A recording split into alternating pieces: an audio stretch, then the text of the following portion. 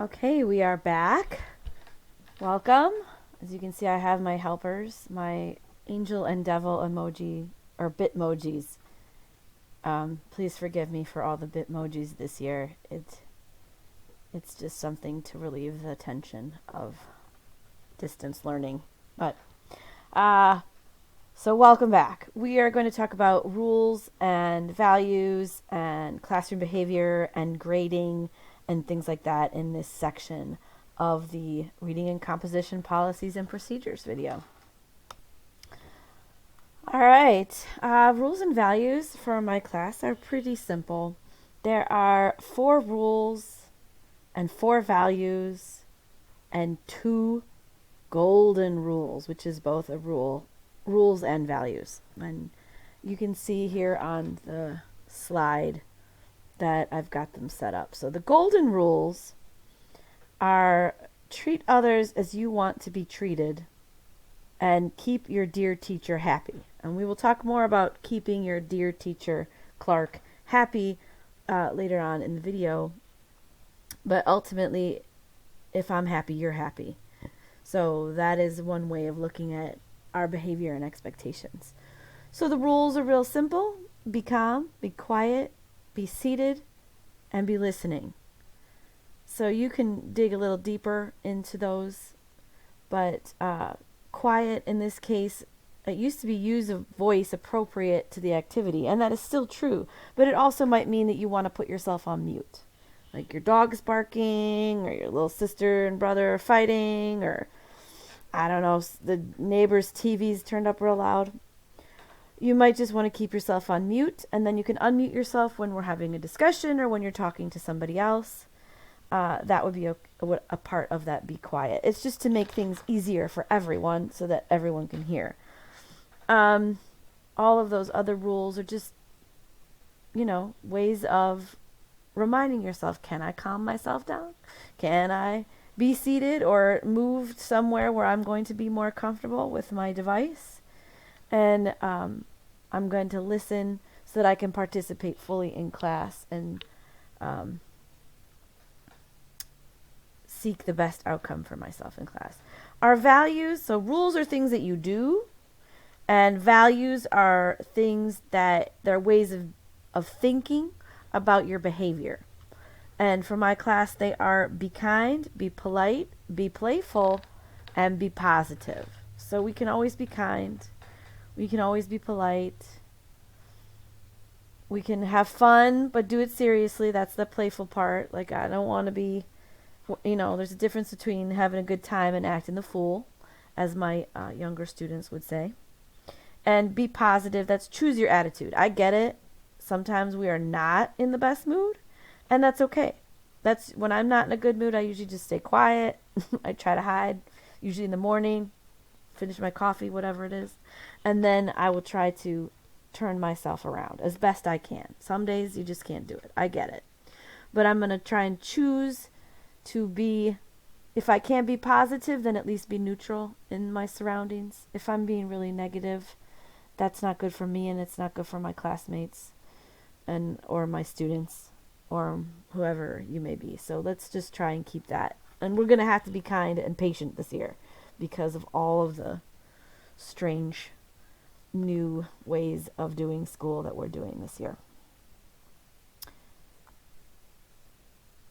Now, usually I don't get more specific than be calm, be quiet, be seated, be listening, be kind, be polite, be positive, be playful.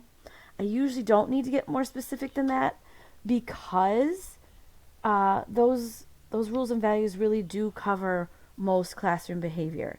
Like, they're good ways to remind yourself of how to present in class and how to make sure that you as a student are participating in a positive way.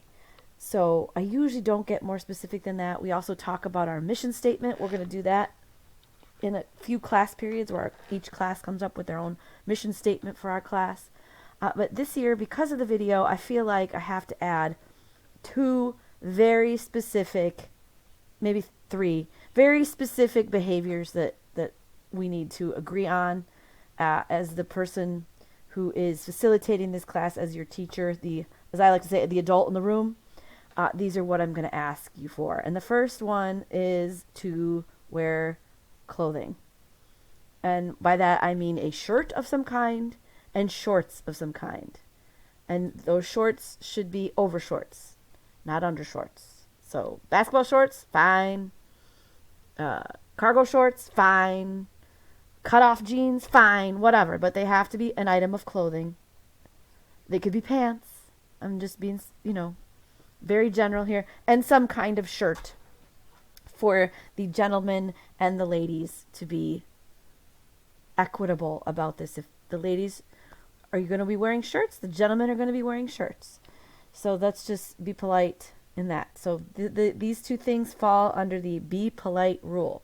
They're just a little bit more specific example of the classroom Zoom expectations.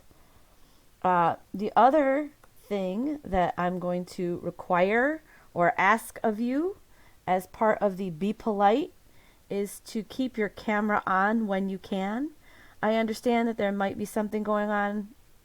You need to move from one location to the other. You can turn that camera off. Or you might even be having Wi-Fi problems and your camera is going to cause problems, but you're going to be able to join. You're going to be able to hear and speak. But really, I would prefer that you have your camera on most of the time. Let's think of it as in class, you're watching your classmates, you're looking at the teacher. That is polite classroom behavior. So I would want us to do that on camera as much as we can. So really, I prefer that you're on camera. If you need to step away, then turn that camera off. I get it. And that we use mute a lot. So it's just, safer to have yourself on mute to start with. And then if we're having a discussion, we can turn off our mute. We can all take turns talking like a normal conversation. We'll get used to it. But I've also, I have a dog and the Amazon truck comes and she goes ballistic, and then nobody needs to hear that when I'm in a meeting, or even if I'm teaching, I might mute myself for a second. Or sometimes, Charlotte will come up behind me. That's my daughter. You'll see her probably in and out. She might need something, or my parents live with us. You might hear them in the background. But so I just turn off mute. So if you got a baby brother or sister, or a dog, or neighbors, or anybody who's not aware that you're on live TV, you can use that mute button. So your camera should be on most of the time, and mute should be on most of the time. I think we as a classes will develop a good rhythm of understanding when it is and is not appropriate to have these things on or off. Okay, so just those are specific, and these fall under the just be polite and be listening rules and values that our class is going to develop and share.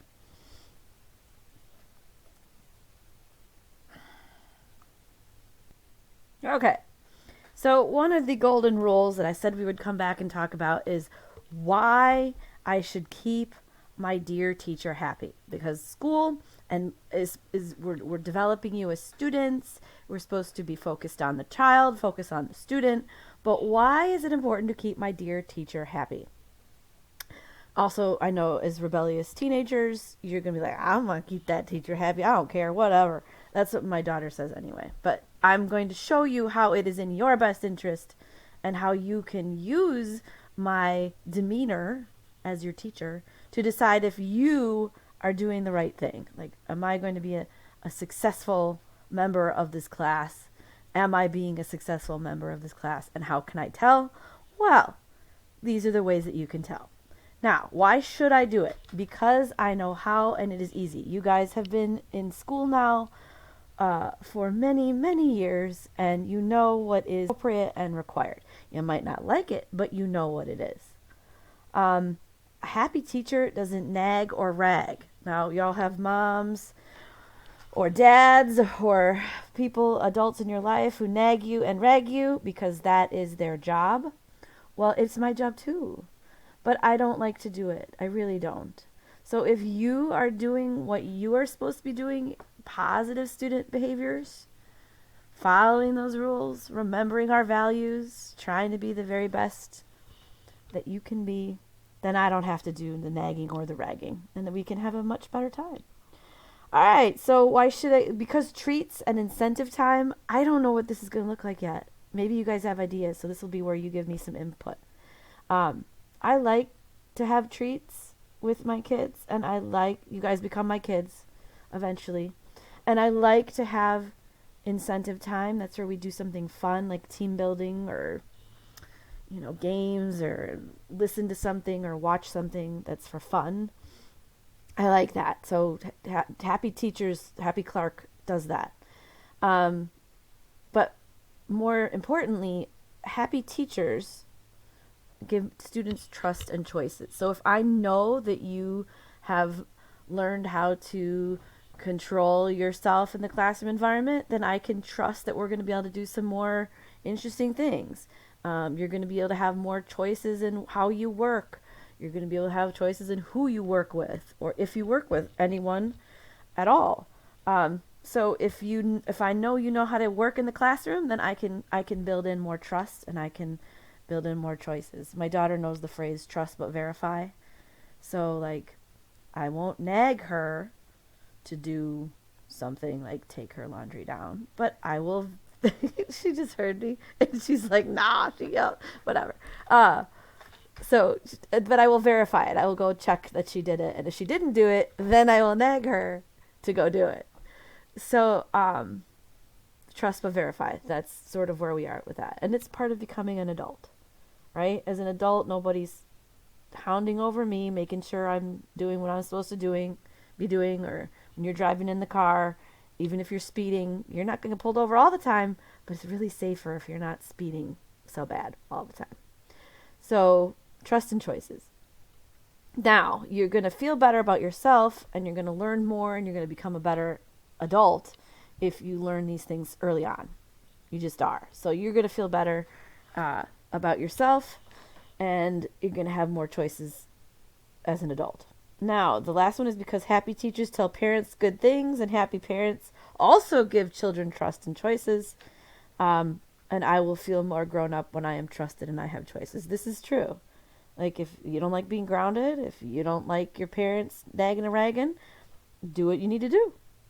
So you're going to keep your parents happy that way, right? Keep your teacher happy. School is, part of life, and work becomes a part of life, and you'd be surprised at how similar work expectations and school expectations are going to be. So if you are able to be trusted, you are able to have choices, you will have a happy life. So really, it's not about me. It's not about your dear teacher Clark. It's about you. It's about you becoming the best adult that you can be.